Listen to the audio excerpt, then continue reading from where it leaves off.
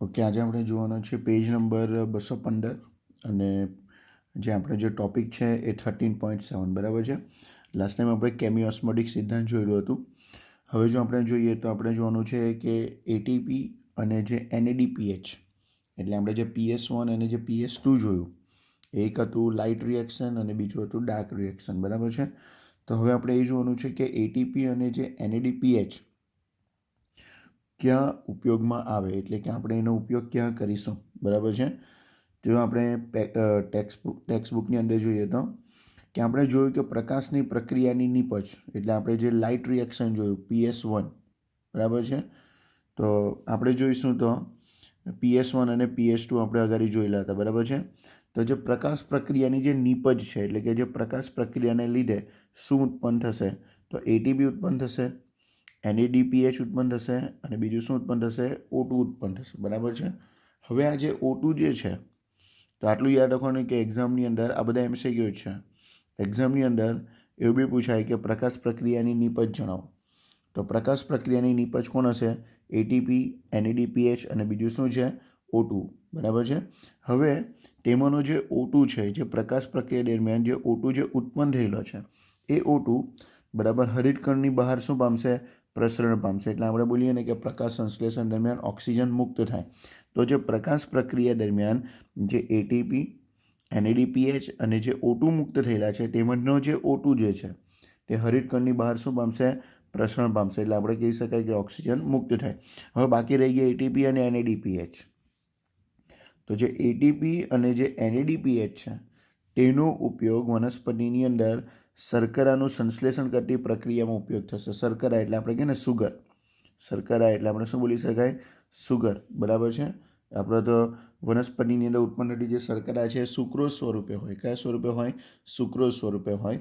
તો તમે એવું કહી શકાય કે વનસ્પતિની અંદર જે શર્કરાનું જે સંશ્લેષણ કરતી જે પ્રક્રિયા છે, શર્કરાનું સંશ્લેષણ કરતી જે પ્રક્રિયા છે તેની અંદર એટીપી અને તેની અંદર એનએડીપીએચનો શું થશે, ઉપયોગ થશે બરાબર છે. હવે આપણે આ વસ્તુ યાદ રાખવાનું છે કે આ જે પ્રક્રિયા છે આપણે હમણાં જે જોઈ તે કે O2નું પ્રસરણ થવું, એટીપી અને એનએડીપીએચનો ઉપયોગ થવો, તો યાદ રાખજો કે આ જે મતલબ કે આ જે પ્રકારની પ્રક્રિયા છે એ પ્રકાશ સંશ્લેષણનો જૈવ સંશ્લેષણ તબક્કો છે. એ શું છે બરાબર છે, એ પ્રકાશ સંશ્લેષણનો શું છે, જૈવ સંશ્લેષણ તબક્કો છે બરાબર છે. આ જો પ્રકાશ સંશ્લેષણનો જૈવ સંશ્લેષણ તબક્કો જ હોય તો એટલું યાદ રાખવાનું કે આ પ્રકાશ પર સીધી રીતે આધારિત હોતો નથી. આ પણ યાદ રાખવાનું છે આપણે. મોસ્ટ એમપી MCQ આ બધા MCQ જ છે, યાદ રાખજો કે O2 ક્યાં જશે, તો યાદ રાખવાનું O2 હરિતકણની બહાર શું પામશે, પ્રસરણ પામશે. એટીપી અને એનએડીપીએચનો ઉપયોગ ક્યાં થાય, તો આપણને યાદ રાખવાનું છે શર્કરાનું સંશ્લેષણ કરતી પ્રક્રિયામાં ઉપયોગ થશે બરાબર છે. એક્ઝામ એવી પૂછાય કે પ્રકાશનો જૈવ સંશ્લેષણ તબક્કો નીચેનામાંથી કઈ વિશેષતા ધરાવે બરાબર. તો આપણે લખવું પડશે કે પ્રકાશ પ્રક્રિયાની નીપજ એટીપી, એનએડીપીએચ અને O2નો ઉપયોગ કરે બરાબર. કયા તબક્કાની અંદર, જૈવ સંશ્લેષણ તબક્કાની અંદર બરાબર. જે O2 છે હરિતકણની બહાર પ્રસરણ પામે, એનએડીપીએચ અને એટીપીનું શર્કરાનું સંશ્લેષણમાં ઉપયોગી થશે. તો આ બધું યાદ રાખવાનું રહેશે. હવે યાદ રાખવાનું છે કે જે પ્રકાશ સંશ્લેષણનો જે જૈવ સંશ્લેષણ તબક્કો છે, પ્રકાશ સંશ્લેષણનો જે જૈવ સંશ્લેષણ તબક્કો છે, તો આ યાદ રાખજો કે પ્રકાશ પર સીધી રીતે આધારિત નથી બરાબર. એટલે કે આ જૈવ સંશ્લેષણ તબક્કામાં આપણે તમે એવું કહી શકાય કે જે પ્રકાશ પર સીધી રીતે નિર્ભર નથી અથવા તો પ્રકાશ પર એ આધારિત નથી. કેમ, તો યાદ રાખજો કે તે પોતાની પ્રોસેસ દરમિયાન CO2નો ઉપયોગ કરશે, H2Oનો ઉપયોગ કરશે બરાબર. અને શું કરશે કે પ્રકાશ પ્રક્રિયાની જે નીપજ છે એટીપી ને એનએડીપીએચ તેના પર શું કરશે, આધારિત રહેશે. આપણે હમણાં જ કીધું કે આ જે તબક્કો છે એ પ્રકાશ પ્રક્રિયાની નીપજ પર શું છે, આધારિત છે બરાબર. એટલે આ યાદ રાખવાનું કે જે પ્રકાશ સંશ્લેષણનો જૈવ સંશ્લેષણ તબક્કો છે બરાબર. પ્રકાશ સંશ્લેષણનો જે જૈવ સંશ્લેષણ તબક્કો છે એ પ્રકાશ પર સીધી રીતે આધારિત નથી બરાબર છે. પ્રકાશ પર સીધી રીતે આધારિત નથી બરાબર છે, પણ તે CO2, H2O અને પ્રકાશ પ્રક્રિયાની જે નીપજ હતી એટીપી અને એનએડીપીએચ પર આધારિત છે બરાબર. હવે આપણને થાય કે આવું આપણે કેવી રીતે સાબિત કરી શકીએ કે એ પોતાની પ્રોસેસ દરમિયાન એટલે કે પ્રક્રિયા દરમિયાન આનો જ ઉપયોગ કરે. તો બહુ ઇઝી છે, યાદ રાખજો કે જ્યાં સુધી આપણે એવું કહેતો ચાલે કે જ્યાં સુધી પ્રકાશની પ્રાપ્તતા બરાબર આપણે શું કરી દઈએ અટકાવતા, એટલે કે જો આપણે પ્રકાશની પ્રાપ્તતાને શું કરી દઈએ અટકાવી દઈએ બરાબર છે, તો યાદ રાખજો કે આ જૈવ સંશ્લેષણની જે પ્રક્રિયા છે, જૈવ સંશ્લેષણની પ્રક્રિયા છે, તો એ જૈવ સંશ્લેષણની પ્રક્રિયા થોડાક સમય સુધી ચાલુ રહેશે, થોડાક સમય સુધી શું રહેશે ચાલુ રહેશે, પરંતુ થોડાક સમય સુધી ચાલુ રહ્યા બાદ એ શું થઈ જશે બંધ થઈ જશે, થોડાક સમય સુધી ચાલુ થયા પછી એ બંધ થઈ જશે, અને જો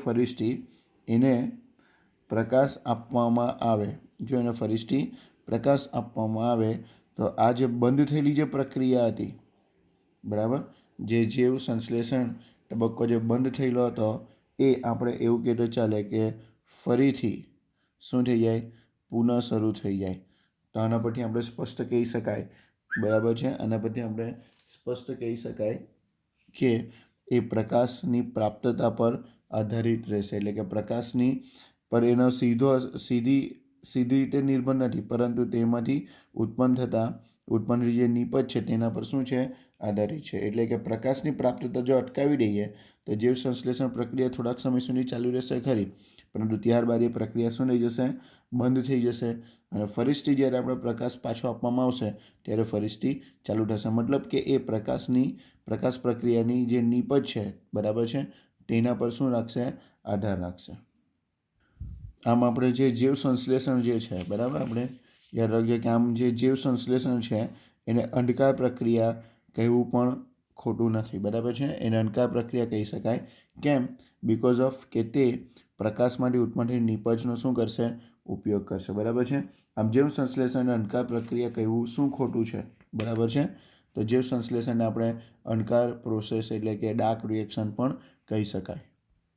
હવે જો આપણે જોઈએ તો આપણે એ જોવાનું છે કે જે જૈવ સંશ્લેષણ તબક્કો એટલે કે આપણે જે કીધું ને કે આપણે એને અંધકાર તબક્કો પણ કહી શકાય, જૈવ સંશ્લેષણ તબક્કો કે જેને આપણે શું કહી શકાય અંધકાર તબક્કો પણ કહી શકાય બરાબર છે. તો હવે આપણે એ જોવાનું છે કે જૈવ સંશ્લેષણ તબક્કામાં એટીપી અને એનએડીપીએચનો ઉપયોગ કેવી રીતે થશે બરાબર છે. હવે આપણે એ જોવાનું રહ્યું કે જૈવ સંશ્લેષણ તબક્કાની અંદર એટલે કે અંધકાર તબક્કાની અંદર એટીપી અને એનએડીપીએચનો ઉપયોગ કેવી રીતે થાય, તો આપણે જોઈશું તો કે આપણે પહેલાં તો એ જોવાનું છે કે આપણને ખબર છે કે H2O એટલે કે પાણી અને જ્યારે H2O અને CO2 જ્યારે સંકળાય બરાબર, ત્યારે CH2ON એટલે કે આપણે એવું કહેતો ચાલે કે શર્કરાનું શું કરશે નિર્માણ કરશે અથવા તો શર્કરા ઉત્પન્ન કરશે બરાબર છે.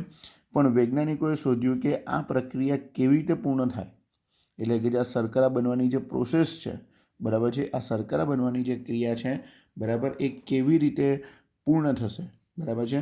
તો વૈજ્ઞાનિકોએ શોધ્યું કે આપણે એવું કહેતો ચાલે કે જ્યારે CO2નો પ્રક્રિયાની અંદર પ્રવેશ થશે, જ્યારે CO2નો શું થાય પ્રક્રિયાની અંદર પ્રવેશ થાય અથવા તો એ CO2નું પ્રક્રિયાની અંદર શું થાય સ્થાપન થાય, તો સ્થાપન થવાને લીધે એની પહેલી નીપજ કઈ બનશે બરાબર છે, તો એ આપણે જોવાનું છે કે સ્થાપન થવાને લીધે એની પહેલી નીપજ કઈ બનશે.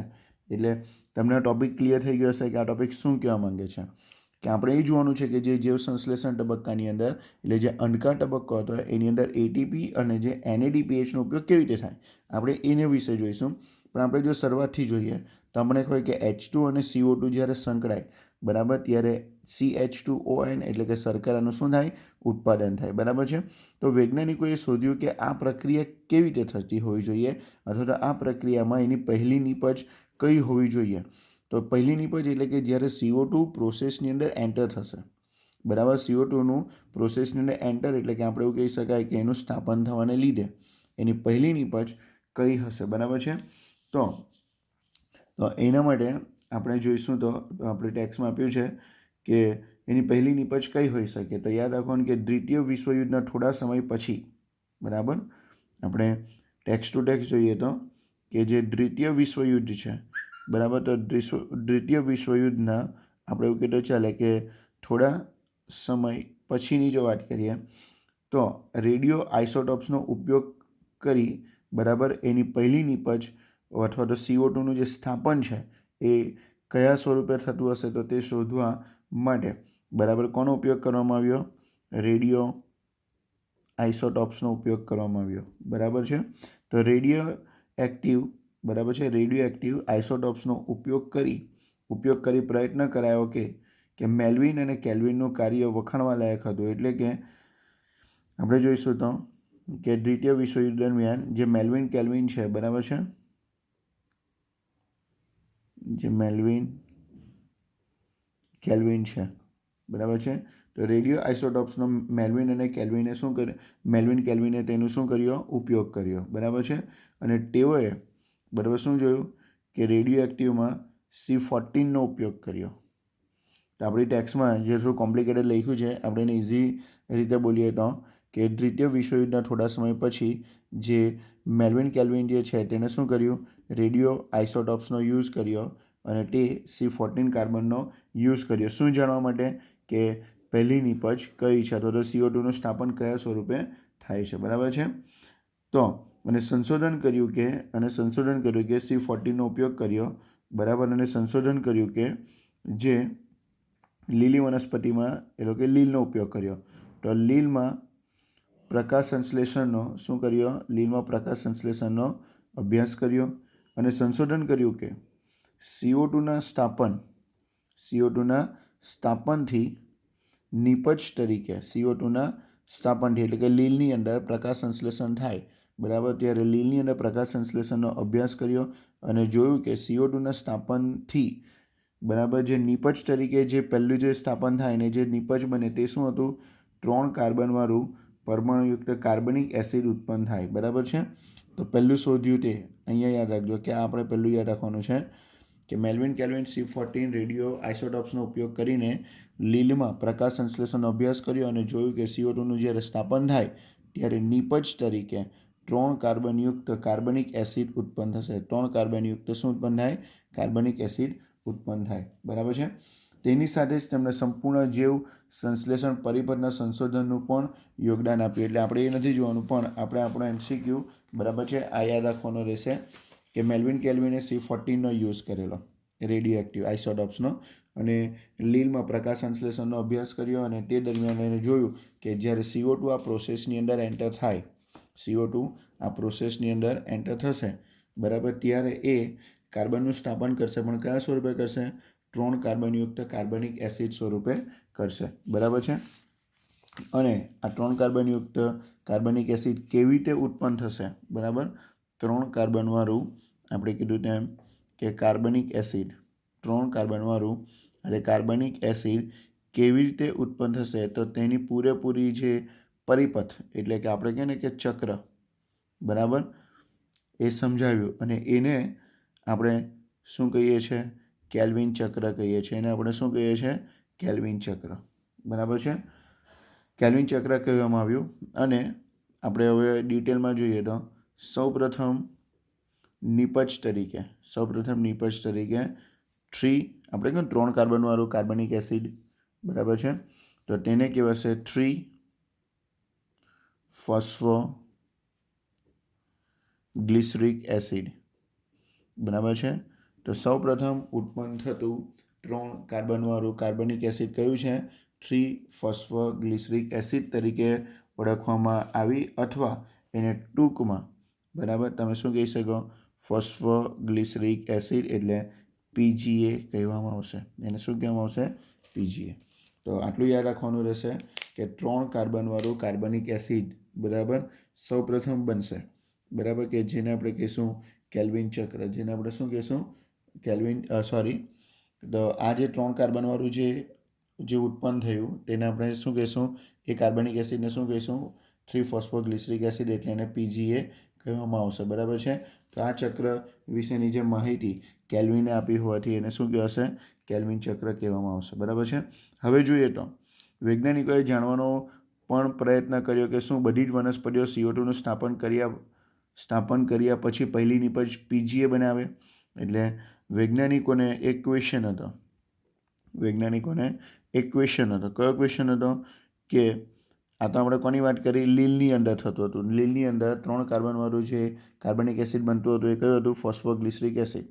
તો વૈજ્ઞાનિકોને એવું હતું કે બધી જ જે લીલી વનસ્પતિ છે, બધી જ લીલી વનસ્પતિ બરાબર એ CO2નું સ્થાપન 3 કાર્બનયુક્ત જે 3 કાર્બનયુક્ત કાર્બનિક એસિડ એટલે કે ફોસ્ફોગ્લિસરિક એસિડ સ્વરૂપે જ કરતી હશે, બરાબર છે.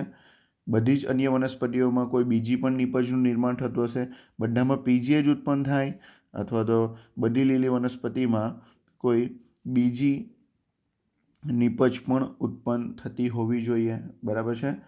તો અન્ય વનસ્પતિના સમૂહમાં વ્યાપક સંશોધન કરવામાં આવ્યું અને જ્યાં CO2ના સ્થાપન થયા પછી પહેલી સ્થાયી નિપજ પુનઃ એક કાર્બનિક એસિડ જ હતો. એટલે એમ કહેતો ચાલે કે બીજી વનસ્પતિના સમૂહનો શું કરવામાં આવ્યો? અભ્યાસ કરવામાં આવ્યો. બીજી વનસ્પતિ સમૂહના અભ્યાસ કરવામાં આવ્યો અને અભ્યાસ દરમિયાન જોયું કે એની અંદર પણ પ્રથમ જે નિપજ બને છે એ પ્રથમ નિપજ પણ શું હતું? કાર્બનિક એસિડ જ હતું. પ્રથમ નિપજ પણ શું હતું? કાર્બનિક એસિડ જ, પણ એ કેટલા કાર્બનની હતી? 4 કાર્બન પરમાણુ ધરાવતા હતા. એ કેટલા કાર્બન? 4 કાર્બન પરમાણુ ધરાવતા હતા. અને આ જે 4 કાર્બન પરમાણુ જે ધરાવતા હતા એ શું હતો? ઓક્ઝેલો એસિડિક એસિડ. ઓક્ઝેલો એસિડિક એસિડ હતો, બરાબર છે, કે જેને આપણે OAA કહી શકાય. ત્યાર પછી પ્રકાશ સંશ્લેષણ દરમિયાન CO2ના સ્વંગીકરણ કે પરિપાચન મુખ્ય 2 પ્રકાર હતા. એટલે હવે આપણને ખબર પડી ગઈ કે હવે જે પ્રકાશ સંશ્લેષણ દરમિયાન બરાબર જે CO2નું જે સ્થાપન થાય છે, પ્રકાશ સંશ્લેષણ દરમિયાન જે CO2નું શું થાય છે? સ્થાપન થાય છે. તો એ સ્થાપન થવા માટે આપણે એવું કહીએ ચાલે કે એના મુખ્ય કેટલા પ્રકાર હતા? 2 પ્રકાર હતા, બરાબર. તો તમને ખબર છે કે 2 પ્રકારમાં કેટલીક વનસ્પતિઓ CO2નું સ્થાપન બરાબર કેટલા કાર્બનની પ્રથમ નિપજ તરીકે કરતું હતું? 3 કાર્બન. તો કેટલાકની અંદર કેટલા કાર્બન તરીકેનું નિપજનું સ્થાપન કરતું હતું? 4 કાર્બન. જે 3 કાર્બન હતું એને આપણે એવું કીધું કે C3, બરાબર, અને તે કયું હતું? ફોસ્ફોગ્લિસરિક એસિડ, બરાબર. અને તે 3 કાર્બનવાળી નિપજ ઉત્પન્ન કરતું જે ચક્ર તેને એવું કહેવામાં આવ્યું કે C3 પરિપથ, એટલે કે 3 કાર્બન ઉત્પન્ન કરતું. તે જ રીતે જે કેટલીક વનસ્પતિ એવી બી હતી કે જે 4 કાર્બનવાળો પરમાણુ ઉત્પન્ન કરતું હતું, તો તેને કહેવાતું હતું C4, બરાબર. અને તે 4 કાર્બન તરીકે ઓક્ઝેલો એસિડિક એસિડ ઉત્પન્ન કરતું હતું કે જેને C4 પરિપથ પણ કહેવામાં આવશે. શું કહેવામાં આવે? C4 પરિપથ. આ બંને સમૂહની વનસ્પતિમાં અન્ય આનુષંગિક લક્ષણો પણ હોય છે, તેની ચર્ચા આપણે પછી કરીશું. પણ આટલું ક્લિયર થઈ ગયું કે 3 કાર્બનવાળું કાર્બનિક એસિડ આપણને પહેલાં મળેલું, બરાબર, કે જે ફોસ્ફોગ્લિસરિક એસિડ તરીકે આપણે એને ઓળખીએ છીએ. તો વૈજ્ઞાનિકોને કન્ફ્યુઝન હતું કે જે બધી જ જે વનસ્પતિ જે છે એ બધી જ વનસ્પતિ પોતાનું પ્રથમ જે CO2નું સ્થાપન કરીને ઉત્પન્ન કરતી જે પ્રથમ નિપજ છે એ ફોસ્ફોગ્લિસરિક એસિડ જ ઉત્પન્ન કરતી હોવું જોઈએ, અથવા તો કોઈ બીજું પણ ઉત્પન્ન કરતું હોય. તો તેમણે બીજી વનસ્પતિના સમૂહનો અભ્યાસ કર્યો અને જોયું કે પ્રથમ નિપજ તરીકે કાર્બનિક એસિડ જ ઉત્પન્ન થતો છે, પરંતુ તે 4 કાર્બન પરમાણુવાળો ઓક્ઝેલિક એસિડિક એસિડ પણ ઉત્પન્ન થશે. એટલે કે પ્રકાશ સંશ્લેષણ દરમિયાન CO2નું સ્થાપન 2 પ્રકારે થશે. 3 કાર્બનવાળું પ્રથમ નિપજ બને તો તેને C3 એટલે કે ફોસ્ફોગ્લિસરિક એસિડ અથવા તો C3 પરિપથ કહેવાય. તો તે જ રીતે 4 કાર્બનવાળું જે સંયોજન, બરાબર, કે ઉત્પન્ન થાય તેને ઓક્ઝેલો એસિડિક એસિડ અથવા તો C4 પરિપથ તરીકે પણ ઓળખી શકાય. અને પછી આપણી પાસે બહુ નાનો ટોપિક છે અને તેનું જે ડિટેલ છે એ આપણે કેલ્વિન ચક્રમાં આપેલું છે. તો CO2 આપણે કહે ને કે CO2નો પ્રાથમિક ગ્રાહક. તો યાદ રાખજો કે આપણે ઘણા બધા ક્વેશ્ચન, સાયન્ટિસ્ટોને પણ ઘણા બધા ક્વેશ્ચન હતા કે CO2નું ગ્રહણ કર્યા પછી કેટલા કાર્બન પરમાણુ એ ધરાવશે, બરાબર, કે તે પીજીએના સ્વરૂપમાં 3 કાર્બન પરમાણુ ધરાવતો હશે, બરાબર. આ ઘણા બધા ક્વેશ્ચન હતા. તો યાદ રાખજો કે CO2નું ગ્રહણ કરનાર જે અણુ છે, પહેલો અણુ CO2ને જે ગ્રહણ કરનાર જે પહેલો અણુ છે એ કોણ છે?